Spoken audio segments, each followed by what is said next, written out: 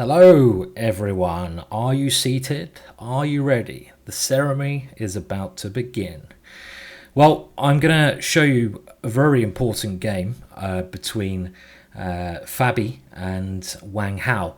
And this is in the last round to see who qualifies for the Superfinal. Obviously America versus China. What you do in times of need, you rely on your heroes. And both of these guys, incredibly strong players, but Fabi is a hero. He really is. And this was a big matchup.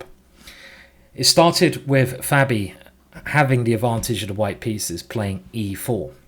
Wang Hao seems to be one of the nicest grandmasters around from some of his interviews he did at the candidates.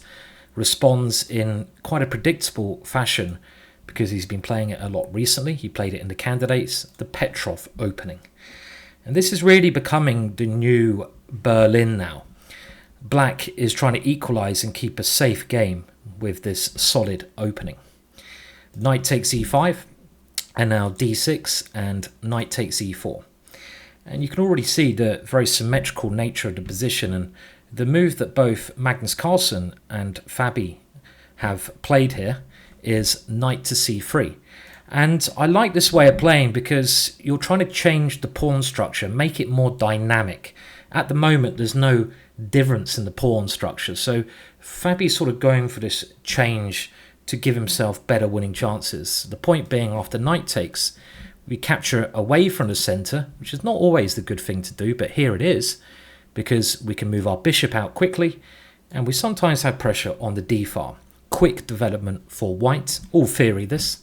Black develops, white prepares to castle queenside, black castles, queen to d2, and now knight d7, castles queenside. And this has been seen a lot recently. These two have actually had a game in this opening not too long ago. And when you have opposite side castling, the game does come to life, because one technique you can often use, and you know this might happen in this game, so do be aware of it, is the so-called pawn storm. And this is a method where when you basically you can only really do this on opposite sides. It works a lot better. You storm your pawns up the board towards your opponent's king in order to open up your opponent's king, to get rid of his bodyguards. The pawns in front of your king really act as bodyguards. You may also see that white has an extra bodyguard here, so even though they're double pawns, he has an extra bit of protection. So this pawn storm, a normal way to play. Knight to f6, this is the current theory at the moment. Other moves have been tried, but they're all playing this. They all like playing the trendy ideas. I wouldn't recommend you do this yourself. I mean, maybe, but well, I've never liked following the trends.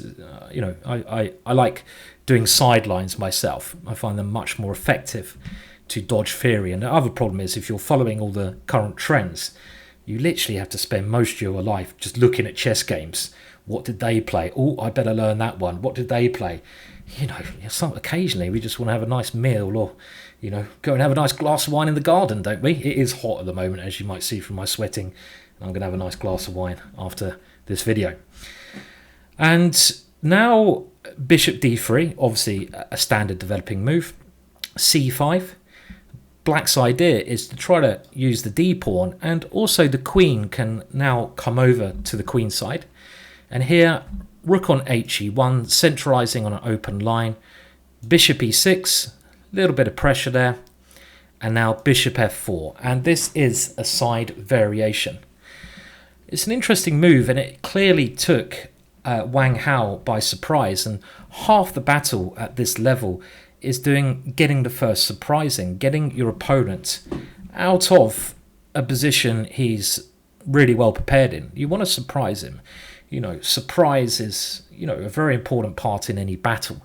So this certainly did surprise Black, who played d5. On its own, this is not a bad move at all. It should be noted that bishop takes a2 is very risky losing after b3, when that bishop has eaten one too many cakes, I would say, and now he's going to pay the price of obesity and get eaten himself. So d5 was played instead, using the center. Knight g5, so nice tactical play here, and this is where black has to be extremely careful. This move threatens the bishop, hence why bishop f4 opened the rook up, and now black goes wrong immediately by playing bishop g4, and this is a very strange move because it clearly loses the tempo to f3, and I would have thought the move f3 helps white anyway because it helps prepare this pawn storm. The move that should be played in this position, which keeps equality, is c4. What you need to do as black here is force this bishop away from its very aggressive diagonal. In a lot of openings, a bishop on this square can be lethal, and this is maybe the case that we will see here. The bishop here points towards the black king, but if we play c4 now, that bishop really has to move. There's no tactics that work on e6 because this bishop's always going to be on pre. And after a move such as bishop e2, black can now play queen to a5. And black is starting to get out of trouble, and there's no issue towards h7. So this is the way to go for equality, but this bishop g4 move was a big mistake.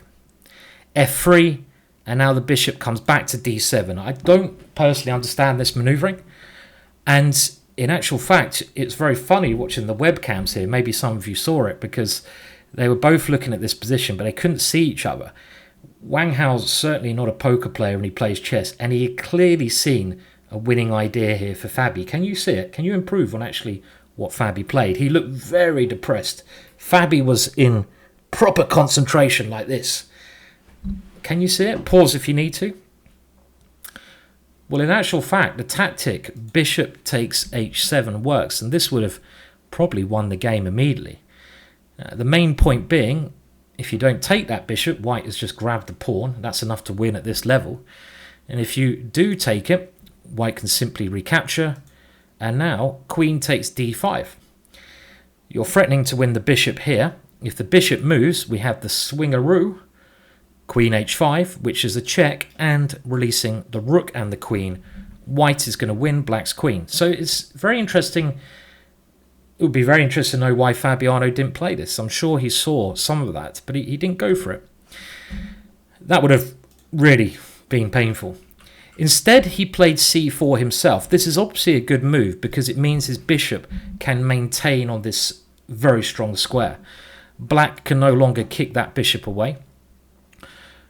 Black does get d4 in now, and now they're not going to be tactics in the centre, so it's game on. Here comes the pawn storm though, h4. Black should now certainly play a move such as bishop c6, just trying to coordinate a little bit better.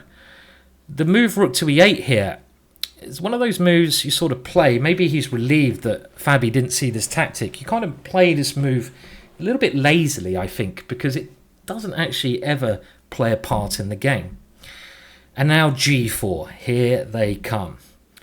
Bishop c6, very clever move now. When you're attacking, you often need to use your queen, as I'm sure you're aware of. How do we get the white queen in? Queen h2, very clever. Look at this maneuver, high class stuff. Queen a5, pawn to a3. And again, here's a critical moment. Black played a little bit too defensively of bishop f8. This is clearly the idea that black had been playing. It just doesn't work very well. But when you're castled on opposite sides of the board, you need to go a bit gung-ho. Go a bit John Wayne on your opponents. What would John Wayne do in this position? Well, I'm a real man. I'm going to go b5, boy. Sorry about my American cowboy accent. I try to please, but it doesn't always work. And this move has to be tried, at least having your own fun. Don't just sit there and defend, go for it. After bishop f8, bishop d2, queen b6, and now this very clever idea, it's only white who's having the fun. There's so much pressure now against black's position. Bishop d7, and it was tough anyway, but now there's a tactical shot. Again, can you see it? Use that pause button if you need. Bishop takes h7 check. Really a killing blow.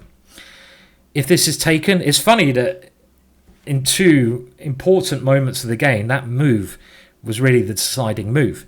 You can't take this now because the queen dies in with check, defended by the knight, and now slides to h5, and there's no good way to stop this move because the knight f7 checks. If, for example, the queen tries to block, it is disaster.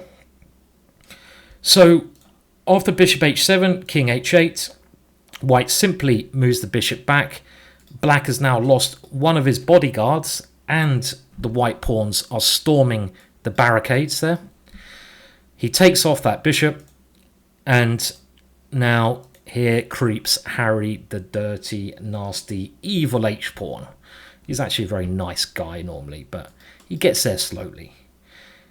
And now queen c6, and you all just should look for tactical ways to blow your opponent away. Fabiano does that with knight takes f7 and g5. The king is losing all its protection. Queen d7 was played, but after queen g6, Wang Hao had clearly had enough because pawn takes f6 is coming, and the black king is going to be completely demolished. But not just that, white is material up. White has the extra material and is attacking.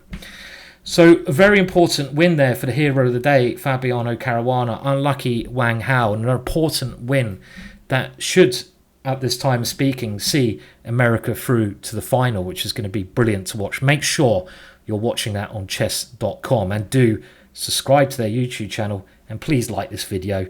You know, it does help me, and it might encourage me to do more. If you hate me, just give me a thumbs down, but you've done well to last this long if you hate what I do. A very interesting thing I would like to add before I end the commentary here. Magnus Carlsen was asked recently, who did he think was the strongest chess players to never become world champion? A name that propped up, which I thought was logical, was Korchnoi. I think most chess historians know Korchnoi, but he also mentioned Fabiano. He said that maybe Fabiano will be the strongest player to never become world champion. And then he sort of thought about it. He thought, oh, maybe he will actually become world champion. So we will still see the hero of America, Fabiano Caruana, great player. He's still got time to become champion of the world. Do you think he'll do it? Will it be Ali Reza? The future is going to be very exciting for the chess community.